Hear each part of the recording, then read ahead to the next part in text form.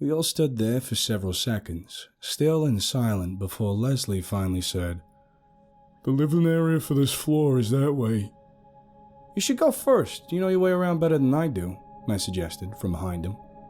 "You chicken shit," Sasha said, now from behind me. "Okay, then you go first." I snapped back at her before I noticed that Ina had already started easing her way forward into the darkness. Hey, Ina, don't leave me alone with these people," I hissed as I shuffled along behind her. "Stop being such a big baby, Travis. You're going to be fine. Just everybody be quiet," she suddenly said as she craned her neck back and forth, listening for something nobody else seemed to hear. Then, a few seconds later, her head snapped around not towards me, but to something behind me. I slowly turned, hoping I wouldn't see what I thought I would. But there it was, another one of those twisted, shredded parasites creeping, almost oozing its way down from the ceiling with a wheezing hiss. "Holy shit!" I started to scream, but before I could, I heard the soft ring of metal as two halves of the creature dropped to the floor. "Don't see what the big deal is," Sasha sighed as she rested the tip of her oversized sword on the ground. "You made it sound like they were... What are you staring at?" she asked as she noticed I wasn't paying attention to her. "How many workers are usually down here?" I asked nervously as the shadows behind her began to shift and sway. "I don't know. A lot. Why?" "That," I said, pointing over her shoulder as the creatures began to crawl from every corner and crack, the hissing slowly growing into a soft roar. "Ah, shit." I heard her groan as her sword collapsed back into a small bar. Go! That way!" she started to yell as she waved us forward. "I don't mean to poke holes in your plan, but isn't that the way we don't want to go?" Leslie argued as she pushed him along in front of her. "I don't know what's that way, just what's back behind us. Go, now!" "I don't want to be that guy. I don't. But aren't we supposed to be down here to, kill those things?" I asked between gasps of air as we sprinted down the hallway. "You know what? You're right. Why don't we get started on that?" Sasha yelled back at me over her shoulder. "Just let me know when you're finished." "Hey, there's a door up ahead," Leslie suddenly shouted. "The doors around here are pretty solid if we can get behind it." "Okay, genius. What now?" I asked Leslie once the echoing sound of the door slamming closed finally died down. "Tag, you're it," he said as he tapped me on the shoulder. "Oh, hell no! Absolutely not! I'm not about to think of a way out of your bullshit." "Quit bitching, we're safe. At least for now," Sasha heaved as she leaned against the door. And then that's when I heard it. A wet, pulsating sound from behind us in the dark. A chill made its way down my back as I turned to see where the sound was coming from. I could hear Sasha gasp and hold back a scream, the same time as my vision focused on the mounds of rolling, undulating flesh. We'd ran straight into the living area, and in the middle of the room there was a massive pile of bodies stacked one on top of the other. And then I heard the first crack. The sound of breaking bones and tearing flesh as the creatures started to squirm their way out of the host bodies and pry away at the skeletons. "Sasha, where do we..." I tried to ask, but my voice caught in my throat before I could finish. "It's a nest or something," Leslie whispered from beside me in a trembling voice. This is way too many." Before I could even ask what we were supposed to do, there was a hard banging against the door as the things outside began to slam their bodies against it over and over again. "There's a hall that runs the long way around towards the back of the living area," Sasha whispered as she started easing her way around the huge mountain of twisted corpses. "I don't think we can do this by ourselves. We should try and double back on them and get back upstairs and, I don't know, carpet bomb this place or something." "I agree with her. Vort said as he began to tiptoe behind her. Zach's close behind with Leslie, his and Sasha's partners, and the guy from the laundry room bringing up the rear. Best idea I've heard so far, I thought to myself, as I followed along as quietly as I could. That's when I stopped in my tracks, dead, as the sound of something metal being kicked across the floor broke the uneasy quiet. The fuck you looking at me for?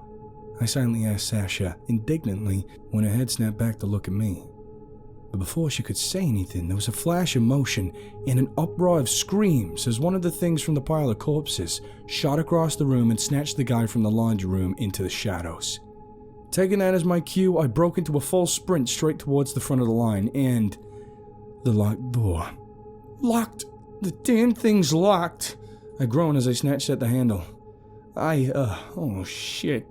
I just about whimpered when I turned around to see the writhing, undulating mass of bodies as they started to separate and crawl towards us. Loud smashing sounds rang out from behind me as Vort took to smashing his wrecking ball fists into the door, trying to break it down. But he wasn't getting very far very fast, and the creatures were getting closer and closer. I could still hear the sounds of breaking bones and tearing meat as my back hit the wall. Hey Vort, could you move your ass please? Leslie yelled as he jammed the point of his spear through one of the thing's heads. Not trying to be pushy, but I agree with Leslie, Zax added as she jumped back over several freshly dismembered parasites. I can only do this for so long, you know. While she was speaking, I felt something tugging on my sleeve. So I look over to see one of those half-formed things trying to claw its way up my body. I barely had time to open my mouth to scream before Sasha had pinned its head to the wall with her gigantic sword. Pay attention or die, dipshit, she shouted into my ear as the wall of crawling flesh crawled closer and closer, surrounding our small group as we backed further into a corner. Over the chaos, I could hear Sasha and Zach screaming something over and over again. Ina! Ina! They yelled, making me look around to find her standing motionless as a statue in front of the mountain of monsters, walling us around on all sides. Ina, if you don't do something, we're all gonna die! Sasha bellowed at her. You? Me? Travis? When she said that, Ina's arms fell loosely down to her sides and swayed for a second. All I could do as I watched her was beg. Ina, if you can get us out of here. I don't want to die down here, please. That moment she stiffened up, and the next thing I knew, the bone sword of hers was in her hand. A split second after that, she had hopped straight into the air, raising both knees high up into her chest. The last thing I could make out was her stomping her feet down into the concrete floor, that shattered into a pile of rubble as her feet disappeared into the crater beneath her. As I closed my eyes to hide from the shrapnel, all I could hear was an unimaginably loud crack, and then total silence. What the fuck just happened? I asked over the concerning ringing in my ears. Once I finally opened my eyes again, I immediately started looking for Ina. Eventually I found her on the far side of the room. Half her clothes were gone, and what was left was smoldering. Like it had been burned away or something. There was nothing left of her boots. Her bare feet were standing in a growing puddle of blood that was flowing from the 1,000 tiny pieces of mutilated monsters that littered every square inch of the room. How the fuck did you do that? I asked once Vort finally broke through the door and we started making our way back towards the elevator. I would rather not talk about this, she answered as she ran beside me. After that, she didn't say anything else until we were back on the ground floor. We need to get to the manager and tell him what happened, she said plainly, heading straight for his office. This is very saddening, the manager said as he sat across from us in his desk. Such a heavy loss of life. I had not expected it to have gone so bad so fast. So, how'd things go up here while we were, down there? I asked after an uncomfortable silence. Yes. It seems things were largely uneventful in the upper floors. Apparently most of the infections were contained in the lower level. So, you telling me you guys basically had the day off up here whilst we were almost eaten alive down there? I croaked at the statement. We almost died. So I've been told. But rest assured I will take the necessary measures and the lower level will be appropriately sterilized of those creatures. He told me as he stood from his chair and put his hand on my shoulder. And I am happy you made it back, Travis. You should thank our dear Ina for what she did. Now, if you'll excuse me, I have to go fetch Jigglers and have him deal with our situation downstairs.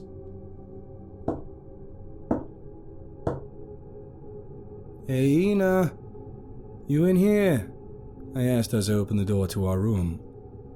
We're all out here in the hall. We want to thank you for saving our asses back there. Come on guys, you might be able to fit in here.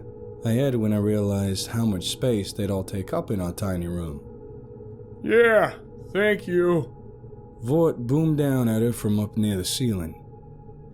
We all know how much you hate doing that kind of thing. Here, I brought you some new clothes, Sasha said as she sat the bundle down on the bed next to her. It was all friction, she explained as she noticed the curious look on my face. It's like when a meteor falls down to Earth and the atmosphere causes friction that heats it up because it's going so fast. Holy shit, you can move that fast? I asked, astonished at the idea. She just nodded her answer as she tucked her sword back away in her trunk. Once she closed the lid, she flopped back down onto her bed and buried her face in the pillow. Come on, guys, let's give her a little space, Leslie suggested. Hey, Ina, you want us to bring you something back to eat? He softly asked as he leaned down beside her. Corn dog, please. Okay, I'll bring you back a corn dog, he said as he herded the rest of them back out into the hallway. So, you really got a twin brother? Leslie asked as we all sat down around one of the tables. Is he as unbearable as you are? Nah, what? Between the two of us, he's the good one. I was the shitheel of the two. But I think, all things considered, we both came out pretty good compared to... Never mind. Just eat your damn food. We almost died today, okay? I told him, trying to keep from bringing up bad memories. Thanks for looking out for me down there. I added, turned to look at Sasha, who had half a cheeseburger stuffed in her mouth. So instead of saying anything, she just waved it away. Hey, Ina, I brought you your corn dog, I said cautiously as I opened the door to our room about an hour later. I got a few extra, just in case.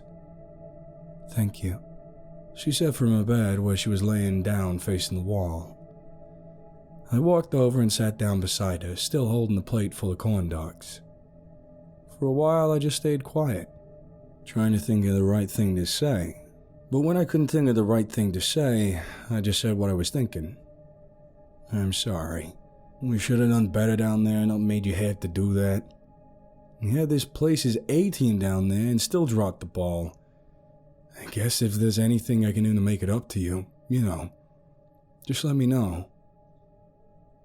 I would really like a hug, please, she answered, still facing the wall but shifting in place a little. Yeah, I can do that. Hugs I can do. So big spoon, I guess? I asked when she still didn't move. She just nodded a small nod as an answer. Okay, but just so you know, I don't understand context, so if you feel something poking you, it's not on purpose. Hey, get off your ass, Sasha demanded as she pounded on my room's door. You playing babysitter today? A while had passed since the Parasite event, and business was getting back on track. But staff was still stretched thin. A lot of people working upstairs had to move down to the lower level to pick up the slack of the entire workforce suddenly going away. So a lot of us were working weird jobs we normally might not. I got a what? Say, I don't wanna. What then? Ina will be going too. Yeah, okay, so maybe I'll do it, I answered, jumping up out of my bed. So what the hell do I gotta do? A baseball game. I gotta take a bunch of alien monster things to watch a damn baseball game? That's it? I asked after Leslie explained the details of the situation. Well, first you gotta check everything out to make sure that the place is secure enough to host our guests. Then you come back here, pick them up, then take them and make sure none of them wander off. He said from his usual place from behind the front desk. It's literally a walk in the park. Even you couldn't fuck this up. How the hell did you fuck that up? He screamed into my ear a couple of hours later. You managed to get into a fight with your brother, of all people, and cause a whole shit show in the process? You have any idea how that makes us look? Hey, he started it. I don't want to hear it. Ina, you're supposed to keep an eye on him, and... You know what? I'm switching duties. You're staying here tomorrow, and I'm sending Vort and Vex instead. Don't smile! They'll be going on a trip to the library. The deep parts of the library. He warned, jamming his finger into my face. But I didn't even start it. This is bullshit. The next thing I knew, a few months had passed. No. It was, almost a year or something. Damn, time feels so weird in this place. Anyway, some time had gone by, and one day I'm talking to Leslie, and he brings up this bunch that called a few days ago about their friend dealing with some kind of vampire situation. He'd only brought it up because I'd taken a bit of interest in the program. Like the idea of helping other people out who were going through a hard time, you know? So, in the middle of a conversation, he mentions that. And I kind of freaked the hell out on account of that. He has no idea about any of that shit. Not a damn thing does he know. So I lose my shit and I call him back and explain the whole situation and get them straightened out. Little did I know that one call would snowball into a mountain of bullshit it ended up being. Because not too long after that, I get a call from my brother, Jose. Yeah, I know, he's my twin, and I'm some pale white schmuck named Travis. So why's my brother named Jose? Well, that's kind of a long story for another time. But anyway. Hey, Destiny said there's some bullshit going on at the mansion. What's the deal? He asked over the phone at the front desk. I just sent some people up there. Some bitchy chick has this whole vampire werewolf situation, and I figured Jekyll could help her out with it. That's what he does, right? Screw around with that kind of stuff? Yeah, but that's not what Destiny was talking about. Something about a video and a big problem. You guys came up. Look, will you go check it out? For me, at least. I'm all the way across town. I've got this whole thing that just came up. You help me out, please? Yeah, fine. I'll go see what's up. But you owe me, you know that, right? Not just about this, that shit at the baseball field. Yeah, I heard the story already. I get it. I'll pay you back later. Just please go see what the hell they're up to over there. Especially with everything that's been going down here. I'm kind of nervous about the whole thing. He asked again. So, seeing how desperate he was, I hung up and ran back to my room. Hey, Ina, I gotta run out and check something real quick. So, if you look around and I'm not here, I'll be back soon, okay? Oh, okay. Do you want me to come too? She asked as she finished adjusting something on her sleeves. Nah, I just gotta pop in and out real fast. It's probably not a big deal. I told her as I dug around for my wallet and my cudgel that I tucked into the pouch Ina made for me. Okay. See you when you get back. After what felt like hours of convincing Leslie and Pete to give me some free time outside the hotel, I caught a ride up to... Oh, holy shit. I just realized I went this whole time and didn't even mention who's who and where's where. Or, I forgot to explain where I was going and who lives there. Just bear with me on this. So, if you're still with me after the interdimensional hotels and libraries, real vampires and monsters, then when I tell you at this point I'm on my way to the real Dracula's mansion, then just stick with me a little longer, because that one was hard for me to digest too. But hey, imagine my surprise when my brother tells me that Dracula and Captain Hook and Dr. Jekyll and old gods are all real, and that he's dating Dracula's daughter. Go ahead. My surprise. Imagine it. Anyway, I'm on my way to this freak show and finally see the mansion in the distance at the end of this long, crazy driveway. "Thanks for the ride, buddy," I say to the driver as I close the door and see the usual two massive guys standing guard at the door. "Hey guys, Jose wanted me to," I started to say, but before I could finish, they both stepped aside and opened the door to let me in. But as they did, a wall of shouting came rolling into my ears. "I do not care about this video right now! Or brother of this captain man!" A voice I recognized as the woman with the long black hair I sent there earlier screamed from inside the mansion. Oh boy, that sounds dramatic. I sighed to myself as I slowly stepped inside. Okay, everybody calm the hell down, I finally shouted after trying to listen to 5 different stories at the same time. "You, Miss Attitude, what the fuck is going on?" I asked the girl dealing with the vampire situation. "Short and sweet, please." "Okay, so we came to get Jekyll's help like you said and everything was fine. Then we kinda accidentally found out that Tegan the werewolf was Jekyll's daughter. And then I ran away to a different room and me and Destiny, the cute vampire girl over there, were watching a Dracula movie. And then I remembered I found this mysterious flash drive at the creepy guy's house. And then we watched it, and this guy murdered his whole family on it. And then Hook said that he thinks it was his brother that did that, and now I'm here explaining everything to you." She told me, ending with a long, deep breath.